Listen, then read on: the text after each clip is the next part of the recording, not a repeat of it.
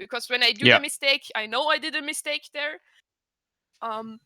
Sometimes you need to kind of be like actually told, like kind of forced, and get it cemented into your head instead of just being like just trying to tell yourself, because it's not like as important, if that makes sense. If you're just telling yourself, it doesn't seem as important, but then obviously it might be really important and something that you definitely need to fix. For me, when we play, I sometimes like in my head like keep repeating like a very quiet mantra. It's like they're playing Anna Ash. Try to eat. You have to eat the dynamite. Don't just matrix randomly. Wait for the dynamite. Wait for the nade. Stop randomly matrixing, because those are important abilities you have to eat. And no, I understand that. So I just have to get back into D.va. I played so much Sigma, and he was a new hero. I was all Sigma. I had only Sigma coaching, nothing else over like months. No other hero was even close to viable. I never played anything else. So I lost the good stuff that I knew about D.va. So no, I get that. Yeah. But like the biggest problem like I have right now is D.va in the meta that we play with Zen Brick, because I'm not used to. I'm used to peel for my supports, that yes, but I'm not used to babysit supports as D.va. And sometimes I'm not sure, should I go and help Chemist now, or should I stay with Zen because the Tricer is still around, but yeah, Chemist this is dying. still the same comp that I coached you last time, right? You're still playing that comp, the D.va ball, right? It's the ball, D.va, Zen Brick, Echo Tracer. That's how we play it often. Yeah. So, do you have a replay? Yes, we did play it on Lijang Tower, which is like, I fucked up the matrix in the beginning there. We got booped by Farah. Okay, no, that's fine. Yeah. So, I mean, against Farah, that's like something you really have to look out for. But, I was looking out, but the matrix was like too short. I know it has been short for quite some time, but I thought I was close enough, but then it just went through. So the benefit of Matrix is technically you could even call it like a hit scan move, right? So it scans the area like wherever you're looking. So a good tactic for Matrix is to kind of like flick or like shake your mouse to cover like the widest area. If that makes sense. I do this when I know a Tracer's pulse bomb and she's blinking around the Zenyatta. That's how I caught like the pulse bomb on Anubis, because I was just like flicking and turning around like left and right to wherever she could blink and stuff. Yeah. I actually got it this way. Oh, nice. That's good. Yeah. So you can do that a lot, pretty much, like nearly all the time, depending on whatever move you're eating. I know, like when it's a slower character, it doesn't really make that much of a difference because it's like you can just kind of look at them. But also, what you need to realize as well, and this is kind of a big thing. Hold on, let me screen share. Oh, wait, hold on. So as you get to higher level, you notice that people purposely try to bait out your matrix, right? That's their kind of whole goal, right? Especially when you get to like high level against like Zara is the biggest example, right? They're baiting out so they can graph and stuff. Yeah, but you won't even notice that they're baiting it out. Like sometimes you won't even realize that's what they're doing, but like that will happen almost 90% of the time, and this is like at a high level, right? They don't have Farah here. Is this the right call? I thought it was. Wait a second. You are Ball D.va, but oh yeah, but then then the Farah one was the match before. That's fine. But okay, then we don't have it. It's the same comp, and I'm not quite sure what to do. So okay. So first of all, what's the difference between your comp and the enemy's comp? They got Sigma, we got D.va. That's the only difference, right? So what do you think that means? Oh, but like, this is not me playing. Yes, this was yeah. This was SHG. It's the wrong Lijang. Oh, I thought so. I thought this was your Smurf account. Yes, because this is the Lijang I meant. It's without dash. It's almost the same code, so I confused it. No, it's fine. It's fine. Oh yeah, it's a very similar code.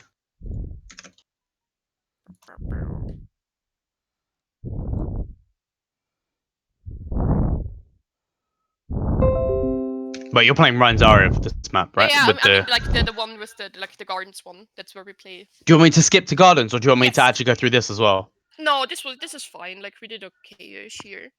Well, it's something I could definitely go through if you didn't win. I mean, you didn't win, so it's something I could go through as well. But we'll start with this. Yeah. I'm more like on gardens. I'm a bit more confused. And no, this is. Oh yeah, wait. Did we played? This is it. Okay, yeah. This is it. This is it. Yeah, okay. Right, let's watch. So let's first of all speed up. Do you know when the game gets unpaused or starts? Yeah, I have no idea. It was like. Let's speed up 20 seconds. Right, speed I up 20 think yeah, it seconds. was a team that took forever to get ready. Oh, here we go. Perfect. Oh, no, maybe not. Okay, we'll speed up. And again, 2 minutes later. All right, here we go. Oh my goodness. Yep, they took forever to get ready. Okay. So, right. What's the first thing you expect as If this they're a map boop. starts? If Always, they're a always, boop. always. That's the first thing you have to expect, right? And obviously, for your other teammates, they need to expect it too, just so they're Mhm. like not walking over the bridge like immediately. But the problem is, right? They want to walk over the bridge immediately. That's Yeah. kind of what they need to do in order to get to like get the map control faster. So it's not their job to kind of like stay back and like expect the fire boop. It's basically your job to scout it, right? And how can you tell if a ferret is booping or just firing a normal rocket? Like it flies a bit faster than a normal rocket, I think. Like here, To I be don't know how honest, it went right? through. Yeah. So this is just reaction. Basically, there's two things. You'd think this is reaction time, but it's not. This is your positioning, right? What do you think is wrong with your positioning here? I didn't know what the others were, so I was a bit Right, afraid. right, right. So there's a bit of a problem, okay? So when you're going, and this is only there's only like two situations you do this, but when you're trying to cross somewhere, yeah, Mm-hmm. safely. So it might be crossing over a bridge, it might be rotating from an inside to another inside, right?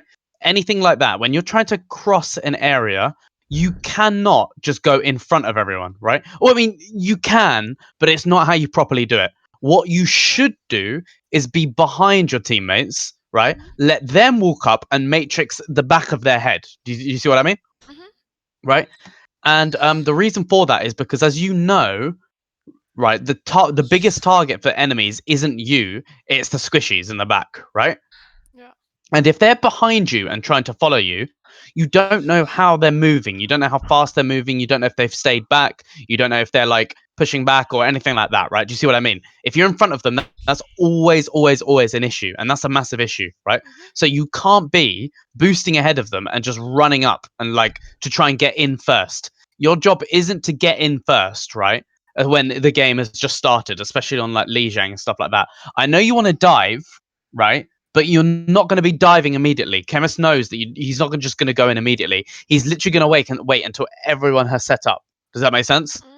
So you've got plenty of time here to basically escort your whole like team, right? And I know it's a bit weird because in real life, escorts when there's like bodyguards escorting, right? They go in front, or you think, oh, they go in front, but that's not really efficient, right? The efficient way for them is to have one person in front and one person behind. Do you see what I mean? Yeah. Right? And the problem with that here is you can't have two bodyguards to escort, right? You can't have two D.vas, right? So you have to decide one or the other. Okay. And being just so, what's the best way if you can't be in front and behind at the same time? What's the best way or best position to be? I mean, I can be behind them because Matrix will go in front of them. Yep. But the best place to be, if you can do it, is on top of them, right? Right next to them, because that's the best of Mm-hmm. both. Do you see what I mean? It's like in Yeah. between both. So being on top of them. Obviously, it's really hard to literally like glue yourself to someone, especially if they have like, different movement speed or they move slightly different. It's hard, but it's something you can practice and it's something the high level Yeah. teams or players can do almost automatically. So if you can't do that or you're struggling, first of all, practice it. And if you still can't do it or you're struggling to like glue yourself to your teammates, just stand behind them. It's so much easier. Mm-hmm. Okay. How do I Obviously, what's practice like this gluing to someone, especially like with Zenyatta, because I don't yeah, hear him like Brigitte I hear moving because she's making sound and stuff, but Zenyatta is like a floating bitch yeah. somewhere around, So and suddenly being he's in glued to his someone position. doesn't Yeah. literally mean you're standing on the same tile. It doesn't mean that. It just means you're touching them. So you can be behind the Zenyatta and still touching him. Do you see what I mean? Yeah. That's what it means glued to someone. It doesn't literally mean be on top of him so that you're like seeing through him. There's no point doing that, right? You just need to be touching him. And to do that, you let him go in front of you. And I know Zenyatta is a good example because, as you said, he doesn't have footsteps. You don't know how close he is, blah, blah, blah. But the point is, just be touching him and just let him be like in front of you, walking the direction, right? And that's how you do Mm-hmm. an escort. And I know how you mentioned, right? you just mentioned at the start of this lesson that you basically don't know whether you should be peeling or you should be coming back and like counter diving. Do you see what I mean? Mm. Right? You need to kind of know that there's the situations where you do both, right? So when you're just peeling and like no, not peeling. When you're coming back and counter diving, right? You would go way ahead of them and you would play at main and let them do their own thing. The problem is you don't just do that immediately, right? The first thing you have to do is an escort mission, right? And escorting someone doesn't mean going ahead and just coming back if someone goes on them. That's not escorting, right? Escorting literally means peeling, so like being right on top of them, right behind them, like glued to them, walking them to the place, and as they go off inside a building, you split off from them. Does that make sense? So the building is their like safe spot. You have to know where there's kind of safe spot for your Zen and your Brig is for every map, pretty much, so you know when you can stop like peeling them. See what I mean? Yeah. So there's your simple answer, right? Your simple answer is the only time you should be like literally peeling and right on top of your teammates is if you're escorting them. Initially, that's the first thing. Yeah, that's the first method. But we'll go through what we see in the replay. Okay. So I won't go into the other ones yet. I will go through what we see in the replay. So this is your first issue. So you're way ahead of them. So when the obviously when the Farah E comes out, she's not aiming at you, right? So even if you're way ahead and you're looking at her, it doesn't matter. She's never going to be aiming at you, right? She's never ever going to aim at you. So why do you even have to look at her? You need to be looking at your teammates and you matrix them. So you matrix them by looking at them. You don't matrix the Farah by looking at her. You matrix your teammates by looking at them and holding down matrix, and that would have eaten the E. Do you see what I mean? Mm. That makes sense. So if Yeah. you basically whoever you're matrixing, right, you need to look at the person you're matrixing, not the enemy. If you're looking at the enemy, that means you're matrixing for yourself. And yeah, in some scenarios, you're going to matrix yourself. Maybe if you're low on health or people are focusing you, blah, blah, blah, right? So it's not like always wrong. Okay, if you're low on health or you're trying to run away, that's when you'd matrix yourself and look at the enemies, right? But if you're ever making a rotation, and is this a rotation? Yes or no? A rotation? Is this a rotation, what you're doing right now? I'm not sure if it's called a rotation. What would you call it? It's a setup, like we're setting up because it's the first fight and we Right. Okay. only Well, define me rotation. when the enemy is moving somewhere and we rotate the way to like No. counter their movement. No. I mean, okay. If you want to define it like that, fine, because you can have like multiple definitions, right? Mm. But rotation doesn't actually technically mean that. That's one that it does mean it as well, right? But rotation basically means your team is moving from point A to point B. Does that make sense? Yeah. You're moving around the map, right? It doesn't, Mm. and I don't mean around the map like around in a circle. I know this is what Yeah, like rotation sounds like. You're just moving forward. You're moving up, right? So technically, mm, this part of a rotation is still a rotation, right? You're moving from point A yeah. to point B because you're going forward up the map. So technically, that's a rotation. Definitely, make sure that you kind of have the same definitions for phrases as your team. Mm. Because if your team says like rotate and you think that means go around the whole map, and they think it means just moving from point A to point B above like through the map, then you know it might be different. And everyone has different definitions. This is why, as I said in probably another lesson, I said about how callouts. Do you remember that? How Yeah. like people have different callouts for areas on the map. So then someone might say like, "Oh, pole," and then you might not know what that means, and then that kind of becomes an issue. It's okay to have different callouts than the official ones because there isn't really official ones, but the best thing to do, and I have this as well, is to have, and when I was playing on sheer cold, right, we basically had a handbook written out by the manager that literally gave us like definitions and for like words or phrases that we used. So like words like regroup or backup was defined. So if like chemist in this your scenario, so if the main tank basically said a word, the team would know exactly what that word means and there wasn't any confusion. Mm. Yeah. Yeah, we And did it within actually, the old team because we were a German team and it was all like English words and we had a lot of people who didn't know English. So we had a yeah, session of just sitting down and basically vocabulary you learning don't in even, English. yeah, no, I get that. That's actually good. But you don't even need like a whole session dedicated to that. All you need is to write a handbook that's really simple, like 1 page or 2 pages, right? With kind of like definitions for your team. So your team's all on the same page, Oh, right? And it's so yeah. easy and it takes like 10 minutes and it's so easy and it's like so Mm. important because that could win you or lose you a fight, right? Do you see Yeah, what I like mean? we did those sessions without coaches too. We had like we had sessions like almost every day. We would meet up for 1 hour, not screaming, just like sitting there 1 hour Oh, on before this the team scrim. or your last team? My last team, we did it Oh, there. okay. Like we always met like 1 hour before the scrim and just talked about like, is there something we need to do, Okay, something yeah, to yeah. watch So out. that's probably because of like language stuff as well. If you Yeah. want, hold on, let me stop streaming while I go on my like Google Drive because I still have um I should still have the handbook. I don't know what account it's on. Like Oh wait, hold I on. oh, okay. I think I got it. Anyway, what were you saying, sorry? No, it's like I understand like 98% of the words. Like the English thing is not really that much of a problem. I mean, sometimes when chemist goes into full British mode, I sometimes maybe like, what the fuck did you just say? But Yeah, like most of the time, but it's good like to be on the same page, like what rotating means, what kiting means, whatever means. Or like yeah, no, especially exactly. like stuff on the map. If he's like in the last like in the Lijang map here, if you would say um tracer at pillar, like there's two pillars, there's the one on the point and then there's the one outside, so it's like which pillar is he referring to, Yeah, exactly, kind of. exactly. So that's another thing you can write down, right? You can write down basically what like the pillars mean. What does the call out mean? Do you see Mm, what I mean? yeah, Uh, because like everyone calls it different on every map. Some people on Nepal say elephant, some people say mega. I don't know, yeah, it's like exactly. That's literally it. That's exactly what I'm talking about, right? It's like people call it differently, and then it's just like you're just confused. mm, Uh, so I have the grimoire, but that is not what I wanted. Hold on, let me switch accounts. 2 seconds. Might be on here. I have the grimoire, which is like pretty much a lot of good stuff.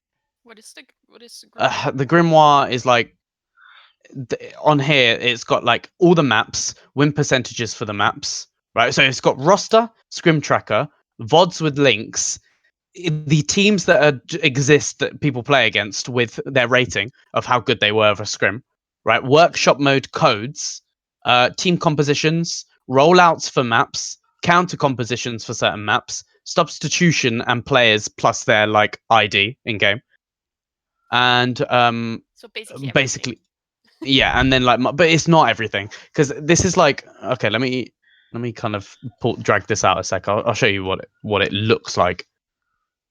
Again, I would say I'm not really allowed to like show this, but again, this Yeah, technically like this team doesn't even I exist. not see. I pretend Also, I don't technically, see. the old. I mean, this was like when they were called Indignation, so it's like very old. Um, I got a lot of stuff that I was not supposed to see from some coaches, it which is like doesn't matter fun. at the end of the They're day. always like, I'm not allowed to show it, but I'm just gonna show it because the team doesn't exist anymore. Yeah, so this Ah, is something I'd recommend for your team. I don't know if Aston wants to create this, right? we have So something. We have this thing you have there. I made this. We have map statistics. so map statistics was like win percentage, Yeah, win stuff percentage like with that. like Yeah, how often so we played and how often we won it. Yeah. good, yeah. So that allows your team to see like the weak areas of the map. You have the roster of like the actual like who's playing on what, blah blah blah. You've got scrim tracker, so this is like literally your most recent scrims with the date. We had someone who basically like who was dedicated to just update this like per scrim. I think it was our VOD recorder actually. Yeah, And what again, we you had. won't know any of these teams because they're like Yeah, what we really had old. was like we had like like my old team. We had like a review systems for the teams we played against. So we would put in like the name of the team and the one who we contacted and if the scrim was good or not. If we would Yeah. scrim Okay. Yeah. with Exactly. them again. So that's in. So then you got VODs with links. Here we Yeah, go. exactly Here, like this. Yeah, like yeah, this. exactly Right. like this. God, some of these team names are just so old. Like you would. Yeah. These are like nostalgic almost. Like Oshtek Fighters. Dear God. But yeah. And then you have like workshop modes, compositions. what kind of actually makes the comp. Do you see what I mean? So it's like people Yeah. always know what they're on, and they can always check that if they don't know.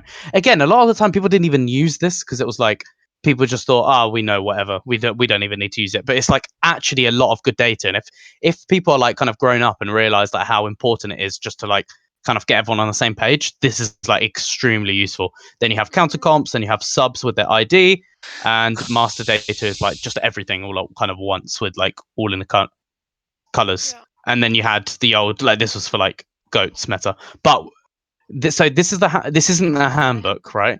But this is kind of the handbook just to see the actual roles of a team. Again, this is kind of like at the end of the day, right? A team is like a business, right? So each role is kind of like a job that someone has assigned, right, in a business, and you have to kind of like have people delegate, well, not even delegated, but you have to have people assigned to different roles so they kind of splits the workload, so it's not like one person doing everything, right? And people can Mhm. actually be up to date. So again, I have an owner, I have a manager. So owner and manager can be the same thing, really. Head coach, assistant coach, and then player. And again, even the player, again, like available for 100% of scrim blocks. That's something that like people don't usually do. But if it's written down, people are more likely to do it. See what I mean? Yeah. Don't know why there's a header there, but well, there's loads. Okay, if I can actually, I really, really, really want to find this. But do you want me to just find it after and go through the replay? I don't mind whatever you like more. Like it's Well, good. It's good to see like the to have the book, which is like good too. oh yeah, the call out ones. It was just so good. I just don't know where it is. Hold on, it might be here. No. Uh,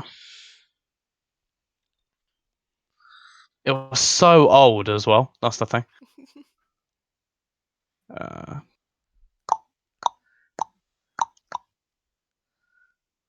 okay, it might be on one other account. Esther, you stay here, or are you AF King? I'm still here. Because like I wanna show you something.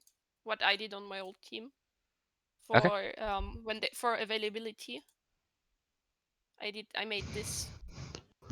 I gave them basically the possibility to give like a 1 month notice, kinda. Like that's what we did.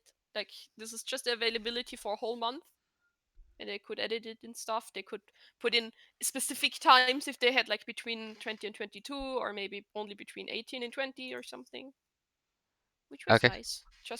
It was more chill for me this way because I could be like, yeah, you put it in the sheet, so I'm gonna make the scrim Mm. thingy, Try and to get it's trying to get certain it's players pretty. to do like a month in advance, so it would be a pain in the backside. Eh, But Yeah, I but can see. and like here you could just update it if you just need to change the date here. So it was like basically okay, it's the new month, so I'm gonna put the 30th here because we always start on Monday, and then it just automatically updates everything on the sheet. Yeah, yeah, yeah. Cool. Yep. Yes. Uh, basically, I don't know where it is at the moment. I'll look for it another time. But Yeah, of course. what I recommend basically is just writing down a Google Docs, have Mm, everyone link to it, and the Google Docs is literally like just the definitions for stuff. Start with that. You yeah. don't have to do all this team stuff because this takes a while. Like the win percentages, blah blah blah. It's good, Mm, but it takes a while. But in terms of just having a page with like definitions, like have one like I just showed you with a handbook where it's like mm, the what the roles of each person is. So what the player should be expected to do, like on here, available for 100% of scrims, attends all VOD reviews, positive attitude, respectful to all team members, provides notice within at least 24 hours notice, right? And never over 10 minutes later. Again, technically, now you're seeing how close it is to like a job, and you don't want the players to think of it as like a job mm, because it's like, then they kind of find it boring. Do you see what I mean? yeah. But you want to kind of like have the definition, even if only the manager sees it, right?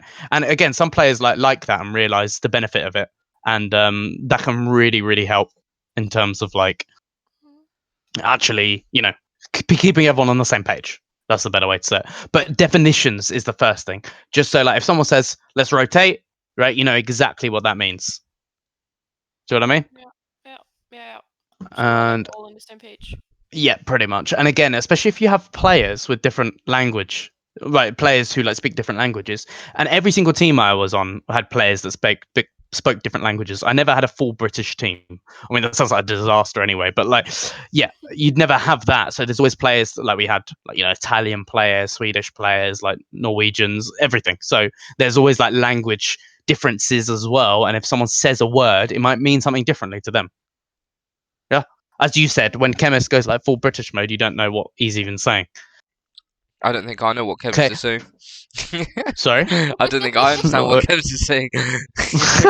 Yeah, this is the thing. So that's why when you're creating like this handbook, you have key definitions. So if you hit a word from Chemist, so he might go like blah, blah, blah, blah, blah, blah, and then he might say like rotate, and like if you hear that one word, Yeah, that then I know automatically what clicks he in your means. head, and you don't even have to Yeah. listen to the rest. I know you should listen to the rest, right? But I mean, at the end of the day, when you get to like a really high level team, or as in like when your team becomes like really really high level, all comms are useful. Everything that is said in the whole scrim is useful information. So there's never anything unuseful like, oh shit, I can't believe I died, or like, oh yeah, don't worry mate, or something, anything like that, or like, yeah, let's go. There's none of that. Everything that's said is like useful. There's still like laughing and joking moments, and it's okay to do that to keep like morale up and to make it actually fun, because you want it to be fun as well. That's an important thing to kind of keep your like players happy, is to make it fun as well. But as long as you have like a definition book and like you hear one word and you know exactly what to do, that's absolutely great, right? Anyway, back to this. You know the reason. Okay, actually, I'll ask you now, even because we had a break. So why did that boop work? Why Because didn't you I looked at the Farron, not at my teammates. also? And I was too far ahead. Yeah, I should exactly. You have weren't been glued to your behind them. teammates. Let's speed up a bit because this is a reset, right? Yeah, we reset. Oh, that fire is just popping off. Okay. Now, what did I say about control points, by the way? The first team to get the point is at a massive advantage, okay? Right, so the first team to get the point is at a massive advantage. How do you retake points? I know I can't really just ask you that because it's like way more than like just quickly saying like how to do it. But what's your kind of game plan as a D.va? How would you envision like a good retake? Like what I would be doing. I mean, I How would. would you envision a good retake? So if you could close your eyes and just like control the game, right? How would you kind of view a good retake that was successful? What would happen? Uh, there's like so much in my head. No, what we could No, do. of It's course, like of course, of course. Yeah, yeah. it's like I mean, if you it's can't, it's absolutely fine because basically like. everyone has a different vision of how a good fight would go to retake. Do you see what I I mean? mean, for me, is it like, especially when they play D.va, I know we play like D.va very much. It's like splitting them up and then killing them one by one off because we like fuck them up in their position. We fuck up their position. Yep. Like they don't want to be in this position, but now they are, and now they die, and do this like Yep. one by one all the time, basically, and until there's only like one or two left, and those two will probably just give up because like the fight is over. Yeah, So yeah, of course. So, I mean, I guess that's like the simplest way. Now, looking at their team, you know the difference between their team and your team, right? whoops, sorry. Oh, just off the bat. So they have Mercy Farah, you have Echo Brig. What's the Yeah. difference from that? From just seeing that comp, what's the difference? I mean, they have a lot of pressure on our brick. Like So they have pressure on your Brig with with the Farah, and the but Zen, yeah. who has more pressure, your Zen or their Zen? Uh, our? No. No, Yes. theirs, because No, theirs. you have Yeah. Brig protecting your Zen, who takes some of the Farah shots, blah blah blah, and you So have he's Echo alone. in like replacement for the Farah. Do you see what I mean? Mm. So their Zen is the one that's going to die, and look who died in the fight. Wait, right now, Eddie's dead. No, no, who died on the No, enemy team? their Zen died. Yeah. You see what I mean? So Zen is way, way, way more likely to die on their team because he's got way more pressure on him because he just doesn't have a Brig on him. Mercy doesn't want to have to go back and heal a Zen every time, right? And sometimes she can't even do that. Brig can give her armor packs, right? Brig can give a shield. Mercy just wants to stay on the Farah. So their Zen is way more likely to die, right, than your Zen, or earlier than your Zen. And then you can kind of do the thing where you pick off one person at a time. But, right, what's the like not elephant in the room? What's the big thing that like is going to cause pressure to your team or going to be an issue? It's gonna be the Pharaoh. Yeah, Like the Farah basically is two characters, right? It's Mercy, it's Farah, right? yeah, That's the big pressure. Who on your team should be dealing or pressuring the Farah? You mean I can pressure her a bit? Yeah, it's you, right? A lot of it is you, okay? Now, I don't mean literally just like look at her 24/7 and matrix all her bullets. That's not really how it's going to work, okay? A lot of the time, by the way, against Farahs, you can just ignore her. Okay, if you go inside and if your team manages to get inside, once you've made that rotation to inside, you can just ignore the Farah, right? She's not going to do much, and then you just carry on with your normal dive as you would on a normal team, and you have an advantage because you have like Brick protecting your Zen. The enemy Zen just explodes, right? So you go. How do you counter Farah? You go inside. That's the way to counter her. So either that means go right side and go through and go inside this building and have your supports in here, right? Or go left side and have your supports in here. Either way, you're inside. That's how you deal with the Farah. How do you get there? Sorry, I yeah. got the question because, like, on this map, very often we say we do not go right side because Zen has bad sightlines there. Yep. Is this true? So we don't put our Zen on right side because the sightlines are like because he would be too much in a tunnel-y, like when he goes on the right. No, I don't think that's not a bad thing. That first of all, like bad sightlines to what? Bad sightlines to what? It's actually good sightlines to the point, right? Obviously, you can't get the behind the point, but like you If he's can. no on the right side because Yeah, this that's is what I'm saying. Like I'm being the enemy. So if you're here, right? I know like you can't get the whole of the point, right? But having a straight line is good for Zen, right? Having a straight line where he can only shoot in one place, that's good for Zen if the enemies contest you because you're going to hit more of your shots, right? Because it's more obvious where to shoot. Do you see what I mean? Whereas when it's more open, right, it's like a bit different. But basically, well, when it's more open, he can aim everywhere. That's what I'm trying to say. What I'm trying to say is that shouldn't be the reason you don't go somewhere. The whole main reason is to keep your Zen alive. So you should be going in the place that makes your Zen more like survive longer. Do you see what I mean? And what makes your Zen survive longer? When he's in the open here against a dive comp, or when he's inside like a room. when he's inside, it's better. And also Not they even with avoid. Farah, even if they're ball or like tracer. If he's inside a room, it's better because if the tracer tries to blink on him, he can just like one clip her through this doorway, right? If the ball rolls in, the ball can be like counter booped if there are people here to protect, or you can boost into the enemy ball and push him back. Do you see what I mean? Whereas if it's in the open, how are you supposed to stop a ball that's like in the sky? Do you see what I mean? Like, how do you stop that from slamming your Zen? I can't stop. So, in my opinion, I mean, even especially against a Farah, you should go the inside ways, right? The problem is, okay, it's not as simple as that. Because if the enemies just hide, right? If the enemies just literally cut the point and then just hide, right? How are you supposed to like kill them? We You basically have can't. to move in then, or Basically, you start to cap the point, and if they already have the point, the problem is they're going to be on the other side of the point, and they're just going to contest it forever. No one's going to be able to shoot. You see what I mean? Zen can't shoot someone that's hiding on the other side of the point. That's what they kind of mean by that. You see what I mean? He can't really do the rotations or anything like that. But this is if you guys were playing like if you guys were playing Rush, you guys are dive, right? So it doesn't matter if the Zen can't see the half of the team who's behind this pillar from over here, right? His job is to literally like provide discords, provide like healings, right? And shooting. Depending on where the enemy is, you can just basically go on characters he can dive. Yes, there's less sightlines for Zen, but he survives for way longer. So it really depends kind of like how your Zen views it or like how your team is viewing it, right? So if you think your Zen, if you think Cheesy is like really good at surviving, go on the outside, right? Give him better sight lines, he can pop off. Fine, right? If he's struggling because the enemy has Farah, blah blah blah, right? Send him inside, then he can peek out every so often to discord the Farah, and then you can like boost on her, put pressure on her, whatever. Right? You see what I mean? Yeah. He's not stuck in this room. He can peek outside here, he can peek outside to the right, and he can even push up. Okay? So do remember that. Yeah. But inside is just way better against Farah. For every character. Anyway, let's watch. So yeah, I don't agree with locking off a whole like section of the map just because someone said it's bad sightlines for one character. That's not really how it works.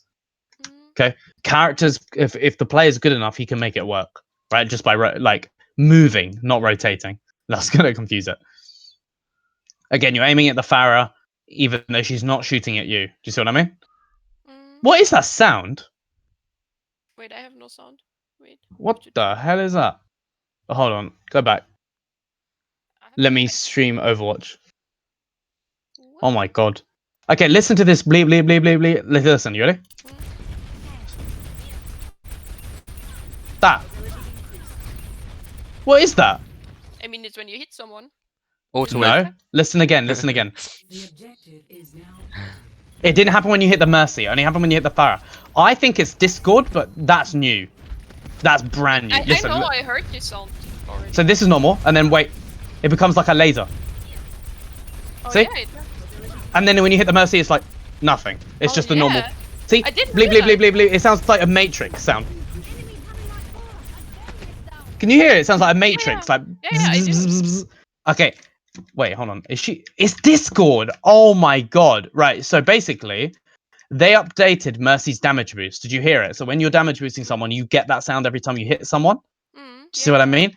Now, I think when someone's discorded, it sounds different when you hit you them. get a different sound when you hit them.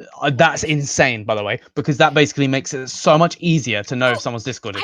I remember the scream now. I heard the sound, but I didn't know what it was, and I just ignored it. I was like, "It's Overwatch, it's a sound." But I remember the scream now because I was like, "Am I hitting headshots, and that's why the sound is? What am I hitting? Why?" No, yeah, it sounds like a laser. Yeah. It's Discord. It has to be because look, how would you know this fire is discorded? How would you know? Even here, I can just see that little thing, and that's her discorded. Like, what? How the hell are you meant to see that from it? Like, that doesn't look like she's discorded to me, right? No. And she's definitely discorded because look at this. Can you see? Yeah, he sees it. Yeah. So basically, this makes it easier for everyone. If you hear that sound, the like laser type of like sound when you're hitting someone, they're the Discord target. They're the person you should be shooting. So you could spray on everyone. If I mean, this makes it like even easier, as in like you don't even need communications at this point. You just literally like you just shoot everyone, and then as soon as someone makes that laser sound, oh, I'm shooting on them. The sound is wrong. And when the sound stops, that means someone else has been discorded. Oh, stop shooting them, turn around, shoot someone else. But no, this does make it more helpful actually because it keeps you on a character for longer, and you know if they stop being discorded because you would no longer hear the sound. That's actually so cool. Like it's so cool. What the hell? Basically, it works with. I saw a video of it, and it works with Mercy damage boost as well. But like obviously, when you're damage boosting someone, you don't hear that as much. But yeah, if you were being damage boosted as a D.Va now, you would hear that sound as well. If you heard both at once, I don't know what would happen. If you were like damage boosted and hitting a Discord target, would you hear it like twice as loud? God knows. But like, people are wondering why I have tinnitus. Sorry. People are wondering why I have tinnitus. Oh yeah, like this sound is awful for that.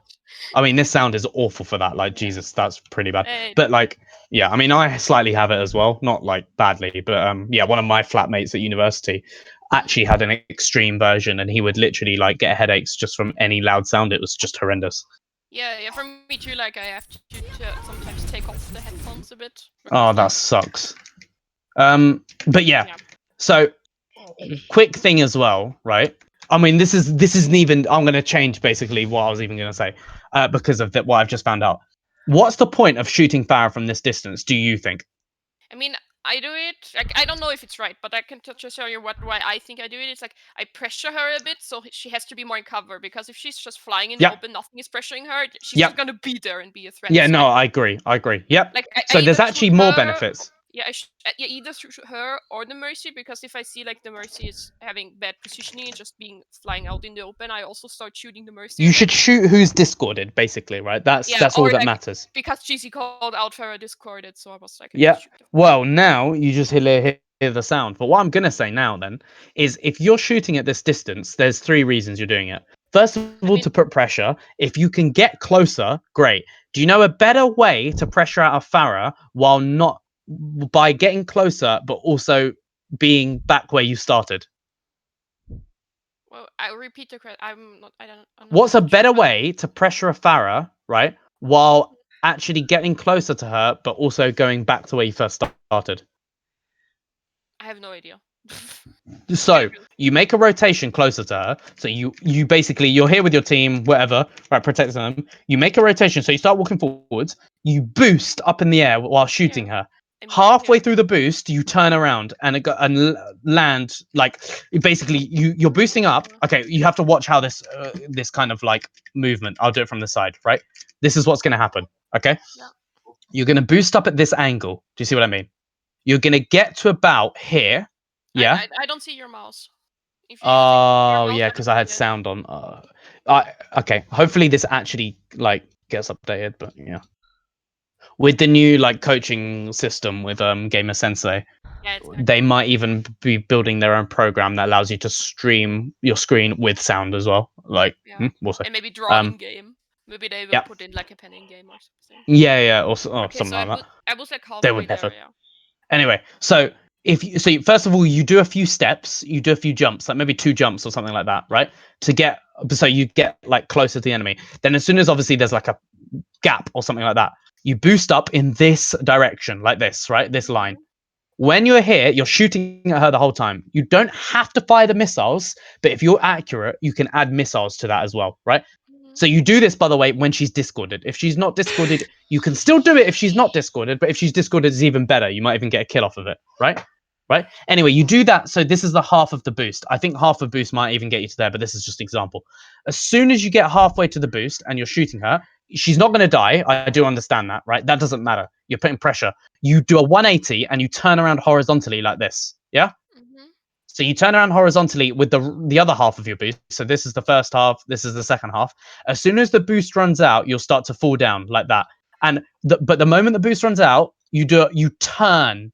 You just turn your vision. You don't move backwards. You just turn your vision. So you Mhm. float down while looking this way. Do you see what I mean? And that means Yeah. you can kind of like continue on a matrix, blah blah blah. Okay. Try this pattern. It's like a triangle because the reason it's a triangle is because you end in the same spot while also getting closer to the enemy. Do you see what I mean? Mm. Does this make sense? It does make sense because I'm like pressuring her, so she has to reposition because she's like, oh no, the diva is coming for me. Yeah, So then I exactly. actually go back to my team because maybe she will start instead. Because now Yeah, she knows, oh, the diva is not with her team. I'm gonna start shooting her team, but I'm actually on my way back to the team and I can matrix yeah, myself. it's a bit of everything. So Yeah. one of the main reasons it got like the people divas do this is because you get closer to the Farah, you deal more damage to her. Sometimes you can even secure kills, especially with the missiles, right? Mm. Especially if the Farah is discorded. But as you said, the second thing is right. She sees you coming towards her. When Farahs see that, they start to either back up or they might E away, whatever. But that's not your intended goal. Your goal isn't to boost on her, right? The only time, by the way, you would ever boost on the Farah the whole way is if you're literally like if she's literally discorded and you're Like like a right serial underneath her. kill. You're right Or like, underneath her and she's yeah. not too far up. If she was like up here and you were like over there, you're never going to make it, right? You'll get close, but you're never going to make it. You never want to kind of end your boosters just falling down, not knowing where you're going to land, because that's how you like fall off the map. You never want to end your boosters not knowing where you're going to land. Okay? Mm. Right? So yeah, basically so this rotation, so it pressures the Farah out, she gets scared, she backs up, puts damage on the Farah, right? And you end Mm. up back with your team. And as you said, it kind of like make it, the enemies might start diving because they see you're flying away. Then they start to dive your team, and then you end literally with your team, and you've got matrix like bullets. And if you want to save the missiles, you'll even have the missiles for the counter dive. So it's up to you Mm. whether you use or save missiles. I would say save them, but if you really think you can kill the Farah because she was like half HP to begin with, throw the missiles in. You have to be very good, by the way, to use the missiles because obviously they're projectiles, and hitting a Farah with a projectile move is like insanely hard. Okay, so if you're Yeah. really, really accurate with the missiles and you think I can kill her with this, give it a go for sure. Try it sometimes just to practice, right? And if you can do that, yeah, then use the missiles. If not, don't even bother using the missiles and just land back with your team and then use the missiles to like counter dive Mm. or even save them. Do you see what I mean? It I also depends.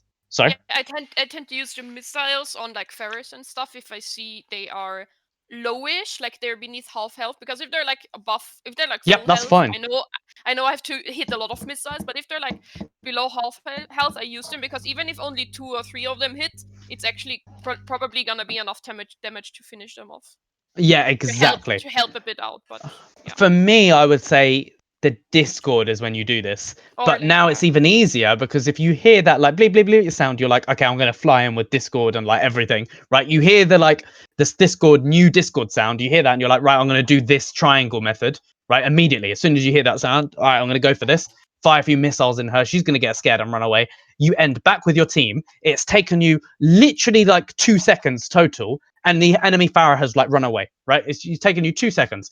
The only problem with this strategy is what do you end without? I have no booster and Yes, this is a problem. I yeah. know, right? But this is the benefit of D.va. D.va's boosters cooldown. Do you know the exact booster cooldown? It's 4 seconds. Yeah, that's nothing, right? That is absolutely nothing. But Yeah. when would this kill you? If she When like in this situation here now, if she boops me, yes, because if but she has their that's what E I was gonna early, she say. can boop me down. That's what I was going to say, but this allows you to force out boop, right? And this isn't actually a good thing for her. If you play D.va well, you want her to try and boop you, and you will eat it. I will be Because tilted, yeah. think of this, think of the triangle. By the time the boosters end, right, you're still falling through the air. You've turned around, so you can actually see her pressing E as you're falling through the air, which obviously won't boop you off the map because you're in the air. Do you see what I mean? You're still falling down, right? So as you're falling, you can see if she's going to use the E and you're ready to matrix it, and that's when you eat the matrix. Okay. And at that point, right, at that point, who's she going to aiming the E on? Is she going to be aiming it on you or your team or both, or who is she going to be aiming on? When I land back on the team.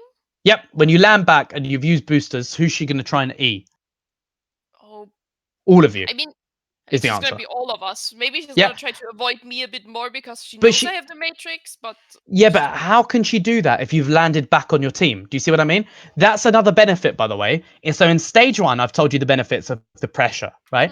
In stage 2, because you're facing your team, you can actually land right in between them, and it actually resets your position in right next to your team. Do you see what I mean?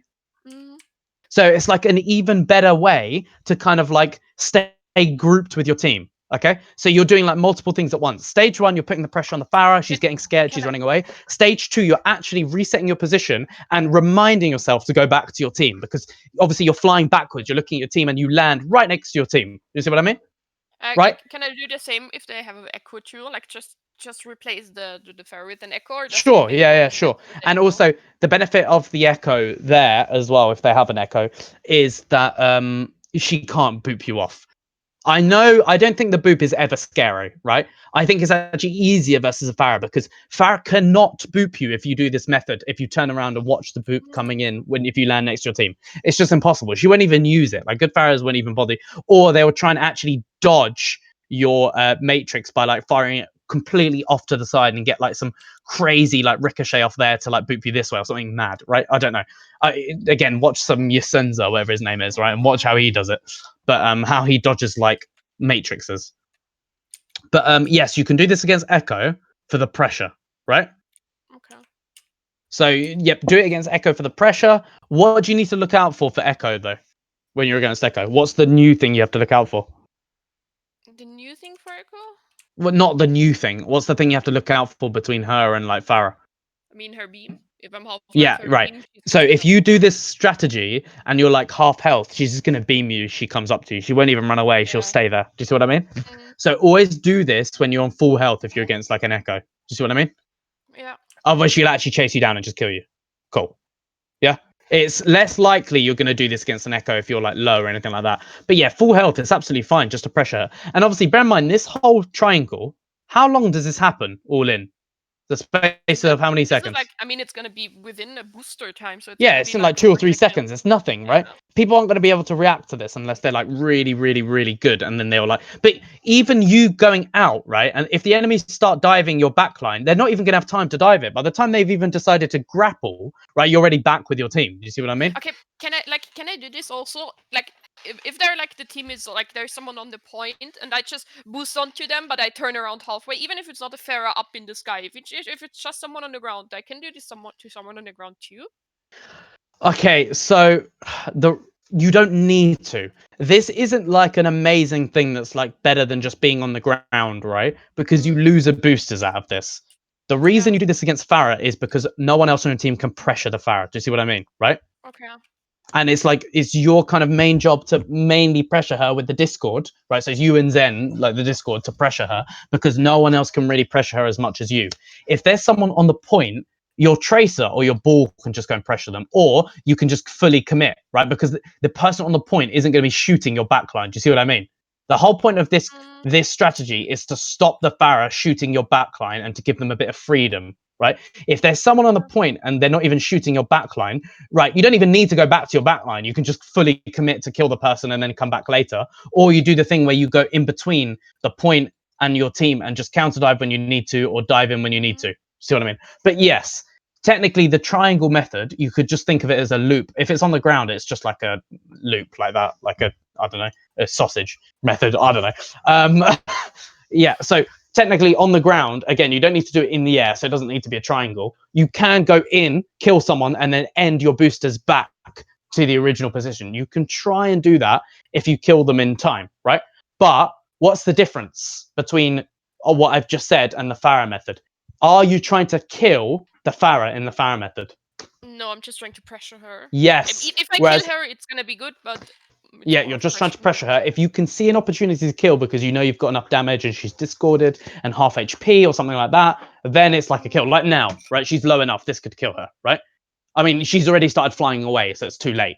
Right? But yeah. So versus the Farah, you're just trying to pressure her so she stops shooting your team and gets a bit scared and rotates, whatever. Right? Gives your team some opportunity to rotate properly, and you end up back with your team, allowing them to rotate. If you're on the point though, and there's someone on the point, why do you need to pressure someone out on the point? You're going in to kill them, so just fully boost in to kill the person, right? If that's the target, right? You can go back to your team after with the next boosters, or if you're scared that the moment you boost in, your team's going to get dived, then you can do this as like a bait play, just for the kind of like idea of, you know, the enemy team think you're going in, but you're actually going to protect. But again, I don't know if at your level, people like the divers think of that on like a macro level. I think they're still trying to like actually dive properly together. Do you see what I mean? That's like really high level to actually like bait out certain like moves and stuff. Something you still bait out stuff. Like for example, people bait out Anna sleep darts. Like that's an easy thing to bait out. But this is you're baiting out like you're not even baiting out a move. You're baiting out a enemy position or decision using your own move. It's like very like high level, but it can work, right? Some players are insane and would spot that and be like, right, we're going in, and then you bait that out. So yeah, it's up to you really. But yeah, try that more. That's the kind of like big thing that will change your gameplay, right? The full like loop rotation. I don't want to call it rotation, but the full loop, right? Of going in, getting some damage off, and by the end of the boosters come back out. You have to practice this, by the way, because you have to practice the halfway point in boosters. Yeah, That's the important I just thing. went in game into like a custom mode on Lijang, and it's like, yeah, if I'm not careful, I'm just gonna fall in a hole or something. That's why you have to practice the halfway point, because at the halfway point you're boosting back. You won't go that far. Do bear that in mind. You won't go that far, but I think as well, you don't even need to turn around for the halfway point. You can actually boost forward a bit longer, as long as, because you're boosting diagonally, when you come back, right, when your boosters run out on the way back, you're still floating down. So you can float down and like make it past holes or like make it glide down to your team. Do you see what I mean? So you don't need boosters the whole way. So you can boost more into the enemy than the way back. Do you see what I mean? Okay. I will remember, I will practice, and hopefully we will get more ferrets against us, so I can practice even more. Yeah, exactly. So that's good there. Let's keep watching us. But anyway, here she's just shooting at your team. She has half HP and she wasn't even running away. She's not pressured enough for being on half HP. This is a great time to boost on her, by the way, because you have the echo on her. Do you see? Yeah, so if as soon as someone else goes on her, I could be like, oh yeah. Well, that as well, right? So if someone says, if Echo says like I'm going in, or like you know, someone's diving on her, this strategy is great because you can basically you're combining your damage to allow the laser to do half damage, but because it's too late, right? You haven't actually done that at all. It's too late. That means that Echo's gone in. She's fired a few shots. She's used the laser, and she's just wasted all her moves, right? This Echo has wasted all her moves and done nothing, right? That's not even going to pressure the Farah. An Echo laser that does like 1 damage isn't going to pressure a Farah. A Farah literally boosting in the face of a D.Va, sorry, even literally boosting in the face of a Farah. Farah knows that D.Vas can kill if she doesn't fly away, so it's enough pressure. And D.Vas kill way better than an Echo, who literally only has the laser that does nothing if she's on over half HP. Like way, way, way less than like just you shooting, right? But yeah, don't stay static like you were doing here. Don't stay static just protecting your team like you were doing, because if you do that, the enemy Farah is never going to get pressured. She's just going to keep on shooting your team, and eventually here comes the direct boom, like that. Eventually, you know, she's going to be confident enough to fire shots on your teammates as they're making the rotation. They're going to get low. Tracy's going to come in to finish the dive or finish the pick off. And yeah, see, it's happened right now. Oh, and there we go. That's cheesy gone. So that's both your supports gone. So basically, this is what you should do. You're making this rotation. You tell your team, I'm just going to pressure the Farah. You boost on her. You fly back, land with your team. And as you're landing, you say, go, go, go, rotate the bridge, right? You rotate across the bridge. You're standing just behind them, making the rotation. You're standing just behind and you're like looking around, matrix them as they go in and tell them to go in the house, right? And that's where they make the rotation. So you'd protect them from any tracer because of the matrix. You protect them from the Farah because you've pressured her out. The only thing you don't protect them from is the ball, right? How do you protect your team from like a ball dive coming in? I mean, I could try to boop him away so he Yep, misses his that's swing. it. Yeah, that's it. So what you do, let's say you were here.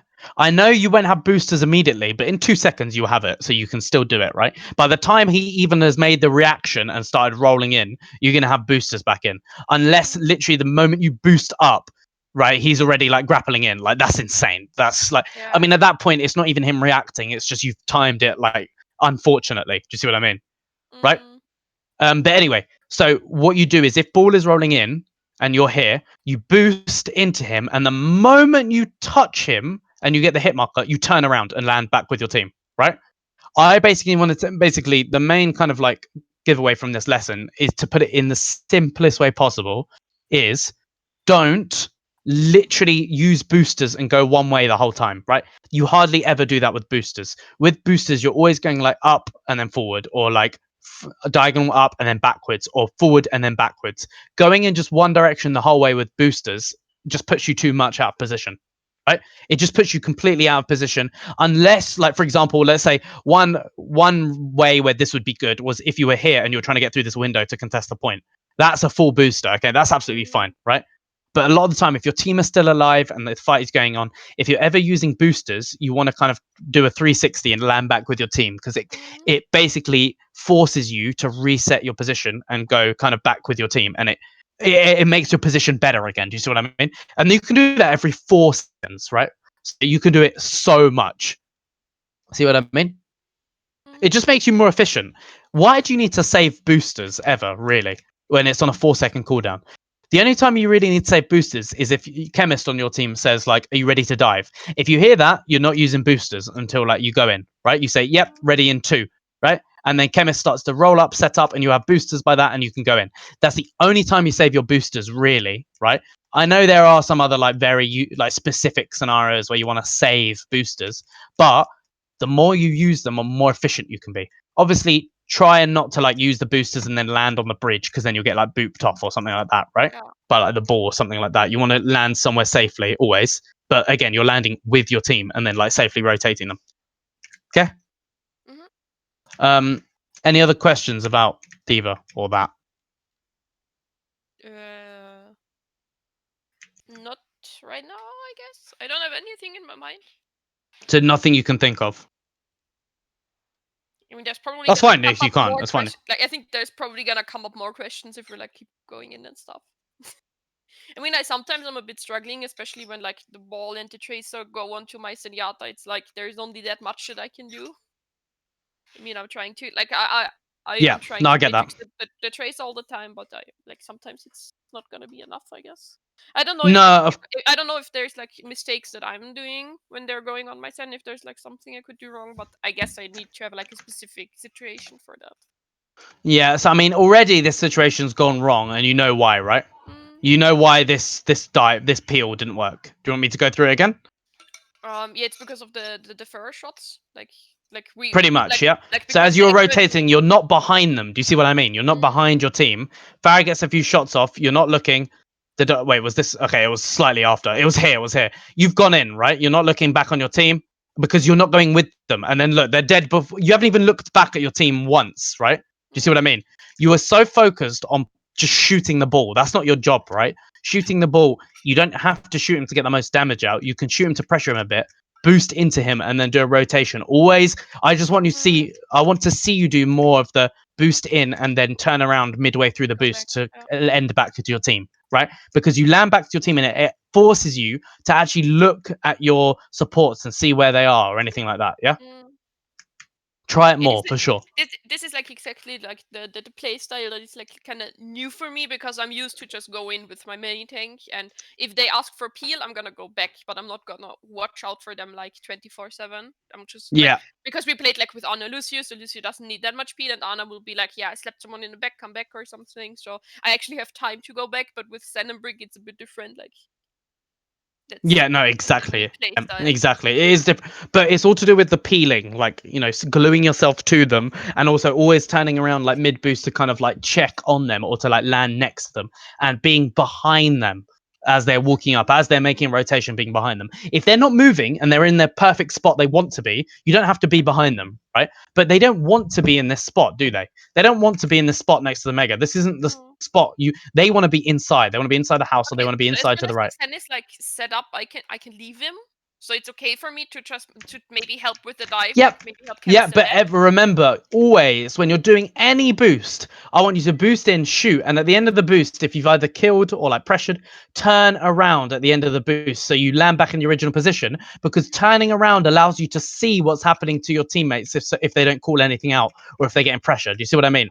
It's like a Yeah. good habit to have, right? I mean, you can turn around without boosting, but it puts you in a good habit. It's a good habit to begin, right? Always checking on your like supports for the peeling. So it's basically like driving a car and you check the rear mirror every time, but instead of having a rear mirror, you just turn around. Also it's literally your boost it's every time you boost, so it's every time you press Yeah. like change gears on your car, you're like turning around. But like you turn the car around and crash it. No, obviously it's It not just really the same, but yeah. it just felt for me like I'm driving a car, is because like every few seconds I have to check like the mirrors and look in the back what's happening behind me. Yeah, So pretty basically on much. Yeah, D.va, I exactly. end Yeah, up yeah. doing That's the bit. That's a good way to put it. But basically, to make it more consistent on here, you do it every time you boost. Do you see what I mean? Every time you every boost, you're time I turning boost, around. I check You what at happens the end like of the behind boost. me. Yeah. Yeah. If you're not, if the boost doesn't have like a target that you're literally trying to kill, then yes, Mhm. you always should end it by turning around and like But landing if I'm back to sure, with your like team. if I boost on this target, I know I can get it down. That I don't have to turn around. I can boost on Yes, it. if the boost is like guaranteed a kill, why even turn around? Because you kill Yeah. that person and then you can just steamroll from that and you kill them all. I mean, what you could do is you get that kill and then return to your team after. And by the way, if you're like when you become like a insanely good D.Va, you can actually boost up, kill someone, turn around and land back to your team. So you do all both at once, right? Yeah. That's like the top D.Vas can do both at once. Watch some top D.Vas against Farahs and watch how they do this play all the time. By the way, Yeah. yeah, all the time. I watch a lot of Emong or Poco, but Yeah. Poco is more like having fun and shit, and Emong is actually like playing the Oh, game. okay, yeah. Don't even watch. The problem with watching these guys is a lot of the time they play comp. They are really good, but they play comp, and it's a bit of a different environment. If you could literally get like scrim replays or like tournament replays of the top teams, I you can watch how they do. like the top teams not, but I can get my hands on replays of like GM players that I know I can get. So GM players. Wait, what do you mean? What in yeah, scrims or in? scrim codes, yeah. My old coach, I can get the replays of my old coach. He's Oh, I guess it's better than nothing. I would prefer you get like from like an actual like 4.5k team, right? Because GM players, that's 4k. A 4k team isn't yeah, they're like too good to look at. 4.2. I think they're like 4.2 It's or not. something. Basically, 4.5k is the actual good, and there's a massive difference between like How do I get 4.5k and like them? 4.2k. You can't. This is the problem, right? Because 4.5k scrims are like the contend. It's like the contenders teams basically, or like literally like top 8 of tier 3, pretty much. And it will be like not even top 8. It'll be like top 4 of tier 3, or like basically trials teams. You can't really get them, but tournaments, if there's small tournaments happening or a tournament happening or anything like that, watch the tournament and you will see like it's literally like Overwatch League level gameplay, and it's from like For contenders example, teams. like when there's a tournament, like we wanted a tournament where we played where Avoided played, I would try to get like the scrim code of Avoided playing there because they're like the contenders Yeah, team. well, you can't get the scrim code. You get the like YouTube video. Really, that's the only way you're gonna get it. I mean, If you I literally ask, okay, if you ask their like manager and the manager's like, yeah, sure, take it, then great, yeah. that's amazing. So I could do, or like I have some of the players Yep. because I managed the 4.3k team or 4.2k Yep. team before. I still have small contacts. I have like Minimi and those like contenders Yeah, players. yeah, yeah, So yeah. I could be there and like it's I also think not of to the problem with Avoided is they're not going to play this comp. I don't actually. I don't know what they play now, but yeah, that's the problem with Avoided. I'm thinking more of like like literally just any contenders team, pretty much. Okay, but Like, it is okay to ask them this because I'm always like, I don't want to ask them. It's like they're not. well, I I don't don't think know. It's like it's if weird you're to not a ask them. competing team, like you're not a team that scrims against them or like competes against them, yeah, it should be okay. The time when it becomes not okay is when you're literally like about to compete against them or like you compete against them or whatever, right?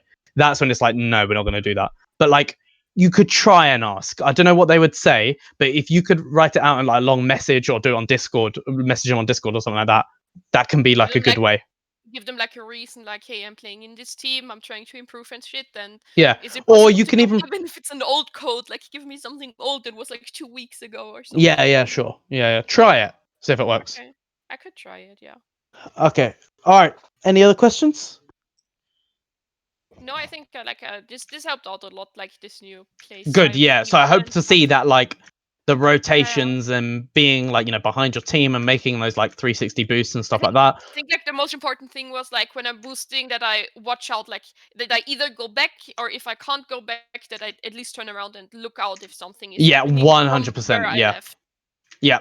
And yeah, try and make like maybe talk with Aston if he's here. Oh, Aston, yeah. Try and make that like definitions book or like I'm working just on something. it now. Cool. Just so like the whole team knows what something means. Obviously, you need to kind of like everyone needs to be on the same page and agree with the phrase. If someone's like, no, that makes no sense, everyone needs to be there and kind of agree, okay, this phrase is good for this, right?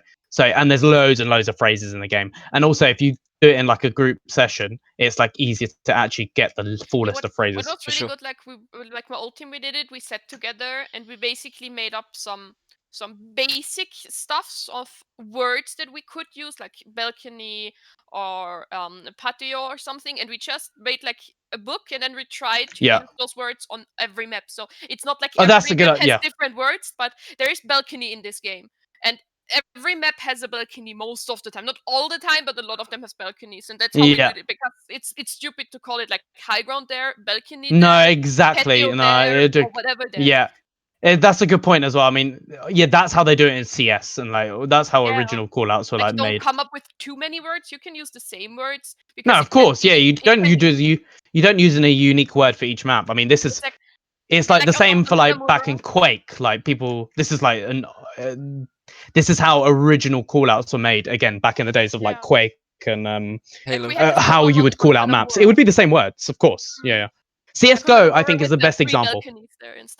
Yeah, that as well. But CS:GO is the best example because callouts in CS:GO are the most important of a game, right? So any CS, basically.